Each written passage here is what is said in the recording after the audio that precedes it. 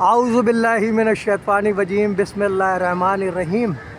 Chairman Mehran communication network, CEO MCN news HD web TV Pakistan, خادم ملت خاکسار سید اسمبلی فکری اس وقت arts council of Pakistan Karachi پہ موجود ہے۔ ابھی کچھ ہی دیر لمحوں پہلے صدر آرٹس کونسل آف پاکستان محمد احمد شاہ صاحب کا دعوت نامہ بسلسلہ گستاخ خالق کائنات اللہ تعالیٰ امین گنڈا پور نے جو اللہ تعالیٰ کی شان میں گستاخی کی ہے، اس پہ پوری قوم خاموش ہے، تمام سیاسی مذہبی جماعتیں خاموش ہیں اور یہ ہمیشہ خاموشی رہیں گی، کیونکہ یہ یہود و نصارہ کے ایجنٹ، قادیانیوں کے ایجنٹ ہیں اور یہ ہمیں فرقوں میں بانٹتی ہیں، شیعہ سنی دیوبندی بریلوی پنجابی پٹھان بلوچ میں، اور یہی ان کا مقصد حیات ہے کہ ہمیں بانٹ کے رکھا جائے، نہ ہمیں پاکستانی بننے دیا جائے، نہ ہمیں مسلمان بننا دیا جائے، اور یہی ان کی کامیابی ہے۔ لیکن یہ ان کی کامیابی نہیں، ان کی ناکامی ہے۔ شعور آ رہا ہے قوم میں۔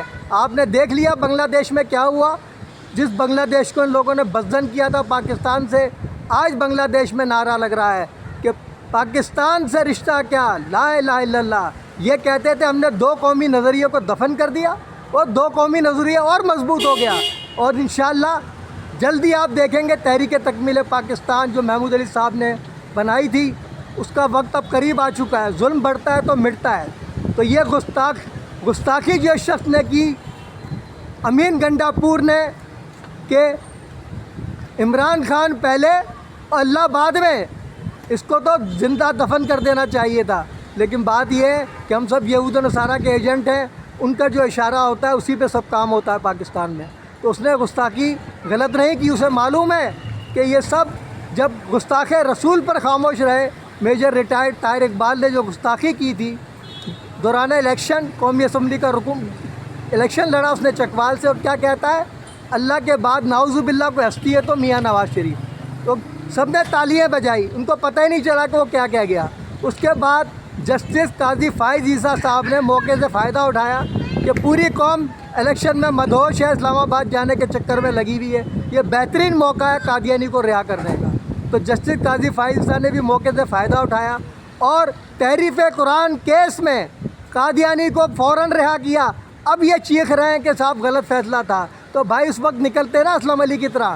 میں اکیلا ہی پریس کلب آیا، کیونکہ میں تحریک نظام مفتی اسلم کا غازی ہوں، تحریک اردو کا غازی ہوں۔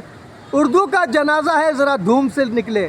یہ رئیس امروئی صاحب کا وہ مشہور قطعہ جو جنگ اخبار پر چھپا تھا۔ تو میں کم از کم اللہ تعالیٰ کی توہین پر امین گنڈا پور کو میرے بس میں ہونا، میں یہ چوک میں اس کو مکہ چوک پہ پھانسی دے دوں، لیکن یہ پوری سیاسی مذہبی جماعتیں، پوری قوم اپنی عیاشیوں میں لگی ہوئی ہے۔ ان کو نہیں پتہ کہ اللہ تعالیٰ کی اس نے توہین کر دی، اس پہ بھی تالیاں بجائیں گے۔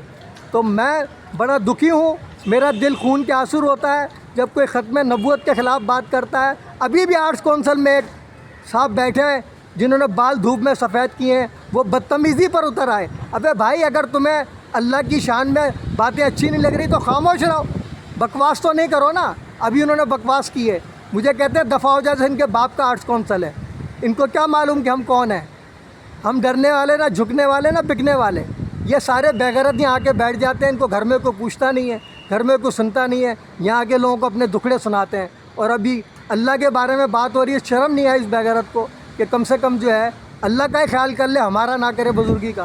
تو یہ حالات ہیں پاکستان کے، جو ہو کم ہے، لیکن انشاءاللہ تعالیٰ وقت آ گیا ہے کہ سری لنکروں کی طرح، کشمیریوں کی طرح ہم ان کو روڈ پہ گھسیٹیں گے انشاءاللہ تعالیٰ۔ وہ وقت آ گیا ہے، کیونکہ ہمارے رگوں میں پاک خون دوڑ رہا ہے۔ ہم غدار نہیں ہیں، ہم محب وطن پاکستانی ہیں، اور بن کے بھی دکھایا ہے۔ پوری لائف ہماری پاکستان کو، سپارکوں کو بچاتے ہوئے گزری ہے، اور اب بھی ہم بچا رہے ہیں ریٹائرمنٹ کے بعد بھی۔ یہ سب مزے کر رہے ہیں، عیاشیاں کر رہے ہیں، میوزیکل شو دیکھتے ہیں، فجر کی نماز کراچی والے کہتے ہیں اللہ تعالیٰ ہمیں مستثنا قرار دے دے، کیونکہ یہ موبائل ساری رات جگاتا ہے، اذان ہوتی ہے سلا دیتا ہے۔ اب ہم کیسے فجر کی نماز پڑھیں؟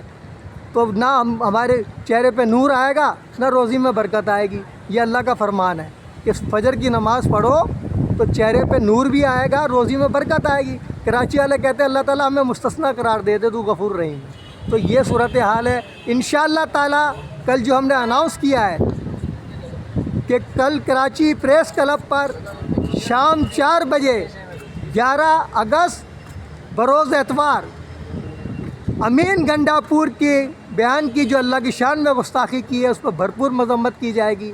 ہمارا فرض تھا لوگوں کو دعوت دینا، احمد شاہ صاحب کو بھی دے دی۔ اگر تھوڑا سا بھی اسلام جس کے بھی دل میں درد ہوگا، اللہ سے محبت ہوگی، تو کل وہ ہماری آواز پر لبیک کرتے ہوئے 5 منٹ کے لیے پریس کلب ضرور آئے گا۔ اور جس کو پتہ ہی نہیں کہ اللہ کس کو کہتے ہیں وہ کیوں آئے گا؟ نہ پہلے یہ گستاخ رسول کے حوالے سے آئے ہماری لبیک کا آواز پہ، اور نہ ہی جسٹس قاضی فائز کے خلاف میں نے مظاہرہ کیا پریس کلب پر تنہا، کوئی نہیں آیا۔